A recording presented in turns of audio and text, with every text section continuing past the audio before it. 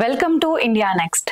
రెండు తెలుగు రాష్ట్రాల్లో ఎంతో ప్రత్యేకత కలిగిన బాలాపూర్ గణేశుడి లడ్డు మరోసారి రికార్డ్ ధర పలికింది. స్థానికుడైన కొలను శంకర్ రెడ్డి 30,00,000 రూపాయలకు లడ్డూను దక్కించుకున్నారు. గతేడాది కంటే ఈసారి 3.01 లక్షలకు ఎక్కువగా లడ్డు ధర పలకటం విశేషం.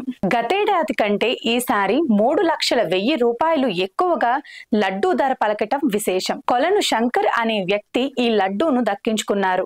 గణనాథుని ఊరేగింపు అనంతరం గ్రామ బొడ్రాయి వద్ద లడ్డూ వేలం ప్రారంభించారు. పాట ప్రారంభం నుంచి లడ్డూను దక్కించుకోవాలని గట్టిగా నిర్ణయించుకున్న శంకర్ ఎక్కడా వెనకడుగు వేయలేదు. 21 కేజీల లడ్డూను 30,00,000 రూపాయలకు సొంతం చేసుకున్నారు.